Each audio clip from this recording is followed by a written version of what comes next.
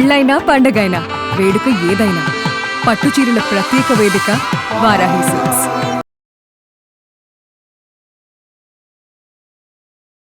Native దిబరెట్టెలు మన పల్లెటూళ్ళలో అందరికీ దిబరెట్టెలు అలవాటండి. మళ్ళీ ఇంతంతలా వచ్చేవి, కుంపట్లో వేసుకున్నా బాగా వచ్చేవి. ఇప్పుడు మనం ఏం చేస్తాం అంటే పాతకాలం దిబరెట్టు కాకుండా ఇడ్లీ పిండిని దిబరెట్టుగా వేసేసుకుంటున్నాం. మళ్ళీ ఆ దిబరెట్టుని తీయగా చేయటం ఎలా అనేది కూడా ఆలోచించి దాంట్లో ఏవేవో వేస్తాం. రకరకాలుగా చేసుకోవచ్చండి. మనం ఏది చేసినా మందే ఛాయిస్. అయితే మినప్పిండి వేయకుండా ఒట్టి బియ్యపిండితోటి, ఒట్టి బియ్యంతో దిబ్బరెట్ట వేసుకోవటం ఎలా, అందులో అది కొంచెం కొబ్బరేసి కాస్త బెల్లం వేస్తే బెల్లపట్లు, బెల్లపు రొట్టెలు, లేకపోతే కొబ్బరి రొట్టె పేరుతోటి చక్కగా తినేసేయచ్చండి. చాలా బాగుంటాయి. మనం ఈజీ మెథడ్ ఏంటంటే ఇప్పుడు ఇంత ప్రాసెస్ అంతా చెప్పకుండా ఏమీ చేయక్కర్లేకుండా ఫ్రెష్ ఇడ్లీ పిండి ఉందనుకోండి, అందులో అంత బెల్లం వేయటం, ఇంత కొబ్బరి వేసి బాగా కలిసి దాన్ని రొట్టేసుకోవటం. దోసపిండి ఉందనుకోండి ఫ్రెష్ది, పుల్లపడకూడదు, దాంట్లో కూడా అంత బెల్లం వేయటం, ఇంత కొబ్బరి వేయటం, బాగా కలిపేసి సన్నటి అట్లు లాగా పోసుకుంటే చాలా బాగుంటాయి. అలా కాకుండా స్పెషల్గా చేసుకోవాలంటే ఒక కప్పు బియ్యం నానబెట్టండి. 4-5 అవర్స్, 4-5 గంటలు నానితే సరిపోతుంది. ఈ 4-5 అవర్స్ నానిన బియ్యాన్ని శుభ్రంగా వడేసేసి ఓ మిక్సీ జార్లో వేయండి. ఇది వరకు చక్కగా రోట్లో రుబ్బుకునే వాళ్ళమండి. మన జీవితాలకు రోలు చాలా దూరం అయిపోయింది కాబట్టి మరి ఏం చేస్తాం, నేటివ్ రోళ్ళు లేక మనం మిక్సీలోనే వేసుకుంటున్నాం. మిక్సీలో వేసి మెత్తగా చేసేయండి. అంటే ఎక్కువ నీళ్లు పోయొద్దు, ఈ ఉన్న తడితోటి రుబ్బాలన్నమాట. మనం ఇందులో బెల్లము, కొబ్బరి 2 వేస్తాం. ఇవి 2 వేస్తే ఆటోమేటిక్గా లూజ్ అయిపోతుంది, అందుకని నీరు పోయొద్దు.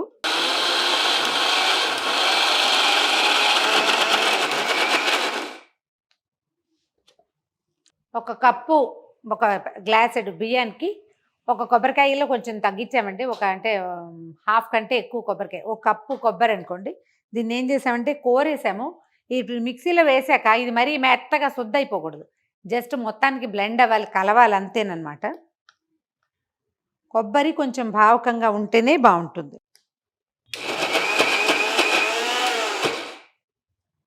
ఓ పెద్ద గ్లాసు బియ్యము, ఒక కాయ కొబ్బరికాయ, కొంచెం తక్కువగా కొబ్బరికాయ వేసాం, ఒక కప్పు బెల్లం వేద్దాం. ఇదేంటంటే బెల్లము విడిగా మనకి కరగదన్న అనుమానం, మనం కలపలేమని, అందుకని ఒక్కసారి మిక్సీలో వేస్తే మొత్తానికి పూర్తిగా బ్లెండ్ అవుతుందన్నమాట. పిండి ఒక గిన్నెలోకి తీసేసుకుంటాము. బెల్లం వేసాం కదా, కొంచెం కలర్ చిన్న చేంజ్ అయింది చూడండి. మీ బెల్లంలో ఏమైనా మట్టి, రాళ్ళు, ఇసుక అలా అనుమానం ఉంటే బెల్లం కొంచెం లైట్గా కరగబెట్టి కలుపుకోండి. ఇంకొంచెం గట్టిగా రుబ్బుకోవాల్సి వస్తారు. ఈ కన్సిస్టెన్సీ సరిపోతుంది మన రొట్టెలకి. ఇందులో ఏంటంటే ఒక చిటికెడు ఉప్పు వేయండి, కొంచెమే ఉప్పు ఒక రకమైన రుచి వస్తుంది దానివల్ల. కొంచెమేమో ఏలక పొడి వేద్దాం, ఒక 3-4 ఏలకుల్ని పొడి కొట్టి వేస్తే బెల్లానికి కాంబినేషను ఏలక్కాయ తగిలితే బాగా స్వీట్ చేసిన ఫీలింగ్ వస్తుంది మనకి. పిల్లలు కూడా హాయిగా తింటారు, ఇది పెద్దవాళ్ళు కూడా తినచ్చండి, మంచి బలం అని చెప్తారు.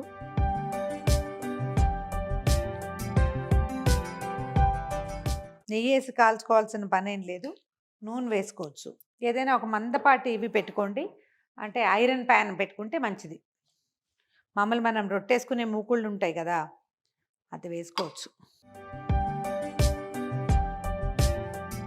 ఎక్కడ దాకా రొట్టె పడుతుందో అక్కడ దాకా కొంచెం నూనె కాస్త అట్లా రాసి పెట్టుకుంటే ఈ నూనెతోటే 2 వైపులా కాలిపోతుంది. ఇక మళ్ళీ మళ్ళీ వేయాల్సిన పని ఉండదన్నమాట. పెద్ద పెద్ద రొట్టెలు కాకుండా మీడియం సైజు రొట్టెలు కాల్చుకోవాలి.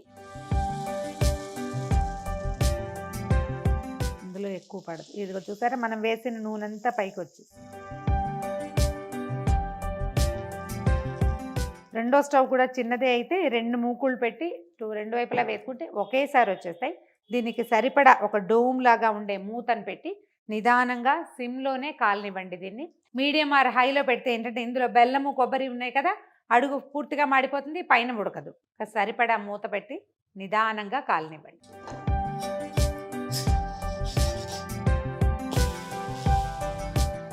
దీంట్లో కొంచెం సోడా వేస్తారండి కొంతమంది, కొంచెం ఉబ్బుతుంది. సోడా ఏం అక్కర్లేదండి, హాయిగా అలాగే ఒట్టిగా వేసేసుకోవచ్చు. ఇవేంటంటే వేడివేడిగా వీటి రుచి మనకేం తెలియదు, వేసి పక్కన పెట్టాలి. చల్లారాక చక్కగా చిన్న చిన్న ముక్కలు కట్ చేసేస్తే 4 పచ్చాలు చేస్తే చాలు. నేను చిన్న మూకుడు పెట్టా, చిన్న దాంట్లో వేశాను.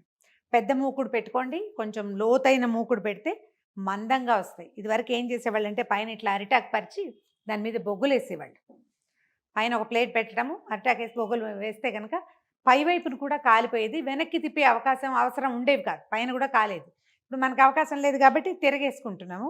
ఇగో కొంచెం ముదురు వేపు రావద్దనుకుంటే కొంచెం లేతగా ఉండగానే మూకుడు కాలిన కొందికి మనకి అట్లొస్తాయి. మొదటి అట్లా అంత సక్సెస్ఫుల్‌గా రావు. మాడిపోయినట్టు, సరిగ్గా రాలేనట్టు అనిపిస్తుంది. మూకుడు కాలటం పెరిగిన కొందికి బాగా వస్తాయి. ఒక 4, 5 వేసేసి పక్కన పెట్టుకుంటే సాయంకాలం టిఫిన్‌కి చాలా బావుంటుందండి. పిల్లలకి మంచి బలం. పొద్దున్నే వేసి బ్రేక్‌ఫాస్ట్‌కి కాదు కానీ బాక్స్‌లో మధ్యాహ్నం తినటం కోసం ఇవ్వచ్చు. మేము ఇట్లాగే చేసేవాళ్ళం మా పిల్లలప్పుడు. రోజు రోజు ఏమొస్తాయి? అప్పుడు ఇంత ప్యాకెట్లు కొనేసి ఇచ్చేసేయటాలు, స్కూళ్ళల్లో తినడాలు ఉండేవి కాదు. ఈ అట్లు దోసపిండితోటైనా, ఇడ్లీ పిండితోటైనా ఇలాగే బెల్లము, కొబ్బరి కలిపి అట్లు పోసేయటం. చల్లారాక ఎక్కువ రుచిగా ఉంటాయి. నములుతున్న కొందికి రుచి వస్తుంది నోట్లోకి. ట్రై చేసి చూడండి. ఇది కూడా కాలిపోయింది. నెంబర్ ఆఫ్ అట్లు వేసుకోవటము, దివరొట్టెలు వేసుకోవటం, పక్కన పెట్టుకోవడం. కొబ్బరి రొట్టె, బెల్లం రొట్టె, మీరు ఏ రొట్టె పేరైనా పెట్టుకోవచ్చు. మినపిండి, బియ్యపు రవ్వ కలిపి మనం రుబ్బి పెట్టుకుంటాం కదా, అందులో కూడా మనం సేమ్ ప్రాసెసే. అంత బెల్లము, అంత కొబ్బరి, కాస్తంత ఏలకల పొడి వేస్తే తీయటి వస్తువు తిన్న ఫీలింగ్ వస్తుంది. మంచి బలం కూడా. మూకుడు మొదట వేయగానే రాదండి ఎవ్వరికైనా కూడా. విడిపోతుంది, చిరాకు తెప్పిస్తుంది, ఏమిటో అర్థం కాదు, ఏమిటో రావట్లేదు, అలా బెంగొస్తుంది. ఏం బెంగ పెట్టుకోవద్దు. ఈ మూకుళ్ళు కాలిన కొందికి ఇవి వచ్చేది బాగుంటుంది. ఒకవేళ మనకి ఇంత లావుగా వద్దంటే చక్కగా ఇనపెన ఉంటుంది కదా, మనం దోశలు వేసుకునేది, అది పెట్టి పల్చటివి వేసుకోవచ్చు. కొంచెం ఎక్కువ మందం లేకుండా, నెరపకుండా ఇలా పోసేయటం, మూత పెట్టేయటం. కాలేక తిప్పేస్తే చక్కగా ప్యాన్ కేక్ లాగా వస్తుంది. కావాలంటే నెయ్యి వేసుకొని కూడా కాల్చుకోండి, చాయిస్ మీదే. బెల్లపు దిబ్బ రొట్టెలు ట్రై చేసి చూడండి. కొబ్బరి ఎక్కువైనా తక్కువైనా, బెల్లం ఎక్కువైనా తక్కువైనా ఏమీ పర్వాలేదు. మీ చాయిస్ ప్రకారం తీయగా కావాలంటే తీయగా, కొబ్బరిగా కావాలంటే కొబ్బరిగా కూడా చేసుకోవచ్చు.